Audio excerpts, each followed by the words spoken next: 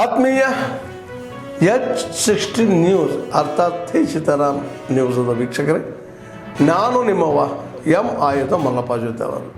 ತಾವು ಈಗ ಸುದ್ದಿಗಳ ಲೋಕಕ್ಕೆ ಎಂಟ್ರಿ ಹೊಡಿತಾ ಇದ್ದೀರಿ. ಈ ಸುದ್ದಿಗಳನ್ನು ಪ್ರತಿಯೊಂದು ನೋಡೋ ಜೊತೆಗೆ ನಿಮ್ಮ ಅಭಿಪ್ರಾಯಗಳನ್ನು ಹಂಚ್ತಾ ಇರ್ರಿ. ಯಾಕಂದರೆ ಈ ಸುದ್ದಿಗಳು ನಿಮಗಾಗಿ, ನಿಮ್ಮ ಬದುಕಿಗಾಗಿ, ನಿಮ್ಮ ವೈಚಾರಿಕೆಗಾಗಿ, ನಿಮ್ಮ ತಿಳುವಳಿಕೆಗಾಗಿಯೂ ನಿಮಗೂ ಗೊತ್ತು. ಜೊತೆಗೆ ನಮಗೂ ನಿಮ್ಮೊಂದಿಗೆ ಇದೊಂದು ಮಾತಾಡುವಂಥ ಜೊತೆಗೆ ಸುದ್ದಿಗಳನ್ನು ಬಿಡುವಂಥ ಕೆಲಸ. ಈ ಕೆಲಸದಲ್ಲಿ ನಾವು ನಿಮ್ಮೊಂದಿಗಿದ್ದೀವಿ ಅಂತ ಹೇಳ್ತಾ ನೋಡ್ತಾ ಇರಿ ಈ ಸುದ್ದಿಗಳನ್ನು.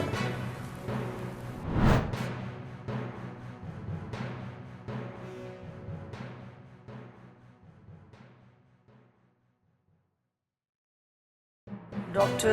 Prem Kumar, Dr. Veenu Singla, Dr. Madhavi Chandra, Dr. Chandra Mohanji, and all the esteemed participants today.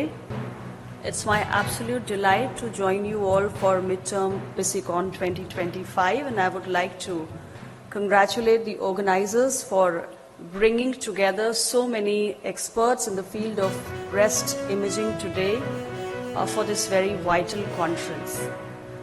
Friends, we are all aware that cancer has become a rising burden for this country, and every year we are detecting 1.46 million new cases. And early diagnosis and early intervention has got a major role to play in addressing this huge health challenge that we have in front of us today. Government of India is committed to bringing down the burden of cancer, for which we are adopting a multi-pronged approach. We have a unique initiative that focuses primarily on the non-communicable diseases, including cancer. ಯುಗಾದಿಯ ದಿನದಲ್ಲಿ ನಾಗತಿಹಳ್ಳಿಯವರು ಈ ಸಂಭ್ರಮದ ಕೊನೆಯ ದಿವಸವನ್ನು ಆಚರಿಸ್ತಾ ಇದ್ದಾರೆ. ಒಂದೆಡೆಯಲ್ಲಿ ನಮಗೆ ಯುಗಾದಿ ಹಬ್ಬವೂ ಹೌದು, ಇನ್ನೊಂದೆಡೆಯಲ್ಲಿ ನಾಗತಿಹಳ್ಳಿಯ ಈ 6 ದಿನಗಳ ಸಂಭ್ರಮದ ಕೊನೆಯ ಅವತರಣಿಕೆ ಕೂಡ ಹೌದು.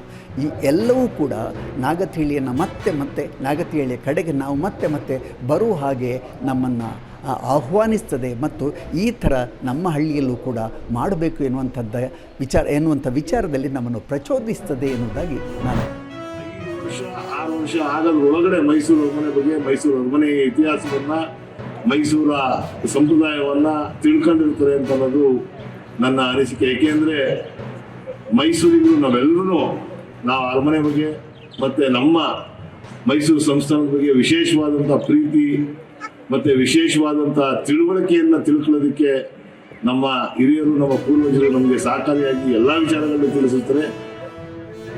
ಎಲ್ಲ ಜನಕ್ಕೆ ನಾನು ಹೇಳೋದು ಅಂತ ಹೇಳಿದ್ರೆ, ಈ ಒಂದು ವಿಶೇಷವಾಗಿ ಕಹಿ ಮತ್ತು ಸಿಹಿ ಅಂತಕ್ಕಂಥ ಪ್ರತಿಯೊಬ್ಬರು ಕೂಡ ಪೂಜೆ ಮಾಡಿಬಿಟ್ಟು ಬೇವಿನ ಕಹಿ ಸೊಪ್ಪು ಮತ್ತು ಬೆಲ್ಲ ಎರಡು ತಿಂತೇವೆ. ಅಂದರೆ ಜೀವನದಲ್ಲಿರ್ತಕ್ಕಂಥ ಎಲ್ಲ ಕಹಿಯೂ ಕೂಡ ಸಿಹಿ ಆಗಲಿ, ಕಹಿ ಮಾಯವಾಗಲಿ, ಸಿಹಿ ಜೀವನ ನಡೆಸಲಿ ಅಂತ ಹೇಳಿ ದೇವರಲ್ಲಿ ಆಶೀರ್ವಾದ ಮಾಡಿ ದೇವರಲ್ಲಿ ಬೇಡ್ತಾ ಎಲ್ಲರೂ. तो संज्ञान लिए हुए केंद्र सरकार भी, प्रदेश सरकार भी, गृह मंत्रालय में भी बार उसकी बैठकें हो रही हैं, और बहुत ज़्यादा सार्वजनिक तौर पर इन बातों की चर्चा करना मुनासिब नहीं रहता. लेकिन पिछले कुछ महीनों से जो फोकस इस तरफ हुआ है आतंकियों का और पाक समर्थक आतंकियों का, उसको लेकर के भी यथाउचित कार्रवाई सेना की ओर से, अर्धसेना बलों की ओर से की जा रही है. उसका बहुत ज़्यादा सार्वजनिक तौर पर जिक्र करना, उल्लेख करना संभव है.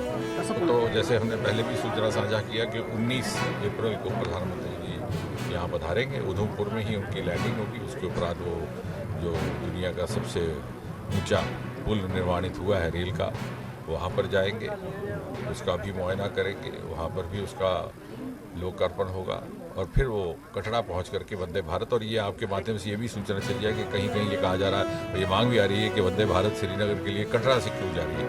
लेकिन दर हकीकत सच्चाई ये है कि ये जम्मू श्रीनगर वंदे भारत है. फिलहाल कुछ महीनों के लिए इसे कटरा से इसलिए रवाना किया जा रहा है कि जम्मू का रेलवे स्टेशन अंडर रेनोवेशन है. जैसे आपने देखा, बहुत सारी चलती हुई रेलगाड़ियाँ भी रोक ली गई थी. तो जब वो काम मुकम्मल हो जाएगा लगभग अगस्त माह तक, तो ये रेलगाड़ी नियमित तौर पर जम्मू से ही चला करेगा. ಆದ್ಮೇಲೆ ಎಲ್ಲ ಸುದ್ದಿಗಳನ್ನು ನೋಡಿದ್ರಲ್ಲ, ಏನು ಅನಿಸ್ತು ನಿಮಗೆ? ಇದರಲ್ಲೇ ನಿಮ್ಗೆ ಲೈಕ್ ಆಗಿರ್ಬೋದು, ಡಿಸ್ಲೈಕು ಆಗಿರ್ಬೋದು, ಕಾಮೆಂಟ್ ಬೇಡಪ್ಪ ಅಂತೂ ಅನಿಸಿರ್ಬೋದು, ಕಾಮೆಂಟ್ ಮಾಡಬೇಕಪ್ಪ ಅನಿಸಿರ್ಬೋದು, ಶೇರ್ ಮಾಡಬಾರ್ದಪ್ಪ ಅನಿಸಿರ್ಬೋದು, ಅದು ಮಾಡಬೇಕು ಅನಿಸಿರ್ಬೋದು. ಏನಾದರೂ ಆಗಲಿ ಶೇರ್ ಮಾಡ್ತಾಯಿರಿ, ಈ ನ್ಯೂಸ್ಗಳನ್ನ ಹಂಚ್ತಾ ಇರಿ, ಜೊತೆಗೆ ಇದಕ್ಕೆ ಸಬ್ಸ್ಕ್ರೈಬ್ ಆಗ್ತಾಯಿರಿ ಅಂತ ಹೇಳ್ತಾ H16 ನ್ಯೂಸ್ ಅರ್ಥಾತ್ ಹೇ ಸೀತಾರಾಮ್, ಇದು ಸತ್ಯದ ಕೈಗೆ ನಡಿ. ವಂದನೆಗಳು.